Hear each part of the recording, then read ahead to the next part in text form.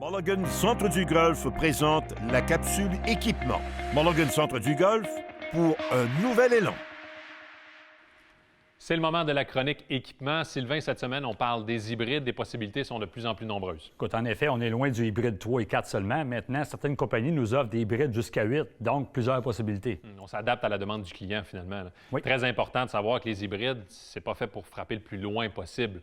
On va suivre la progression des fers qu'on a déjà dans notre sac. On commence du côté de TaylorMade. La famille Sim se poursuit avec une option d'hybride. Oui, avec le nouveau Sim Max Rescue, on a les mêmes technologies que les bois d'allée. V-Steel, Speed Pocket et Twist Face. Toutes les technologies qui permettent de maximiser la vitesse de balle malgré un impact imprécis.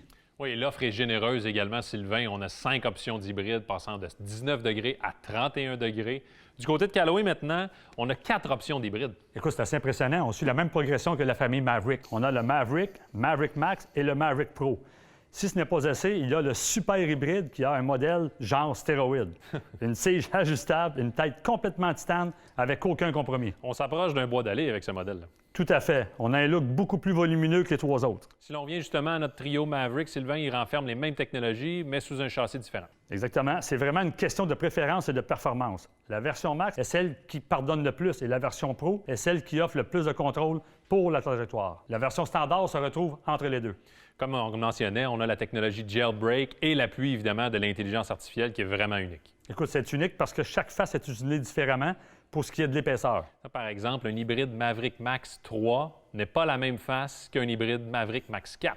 Oui, même s'il n'est pas visible à l'œil nu, la face est machinée différemment pour répondre aux critères de chaque bâton. Bien, dites-vous que si dans la famille des 3 hybrides, il y a 13 hybrides, bien, on a 13 faces de bâtons complètement différentes. C'est quand même impressionnant que la technologie nous amène à ce niveau. Maintenant, du côté de Cleveland, c'est une question de hauteur avec le Launcher Halo. Oui, en effet, on a un tout nouveau bâton cette année. Il possède la technologie Glide Rail. Ça permet d'améliorer l'interaction du bâton avec le sol, spécialement si vous touchez le sol avant de toucher la balle. Aussi, si votre face de bâton n'est pas droite à l'impact, ça va aider à neutraliser la tête pour donner un meilleur contact avec la balle. Même chose du côté de Cobra. On a la technologie Baffler qui aide grandement à l'indulgence. Oui, et l'hybride King Speed Zone aussi possède 2 rails, comme les bois d'allée. Les ingénieurs les ont divisés pour vider la partie avant. Autre avantage, Sylvain, c'est que le sweet spot devient plus large, spécialement dans le bas de la face. Maintenant, du côté de Ping, toujours la famille G410, un look un peu différent, une couronne profilée. Oui, on peut voir la technologie Turbolator qui aide à réduire l'effet de traînée, mais qui aide également l'alignement du bâton. Beaucoup de choix pour répondre à la demande aussi. On a de l'hybride 2 à l'hybride 6. Oui, avec la tige ajustable et ses 8 positions, vous pouvez configurer un ou plusieurs hybrides et les possibilités varient entre 15,5 et 31,5.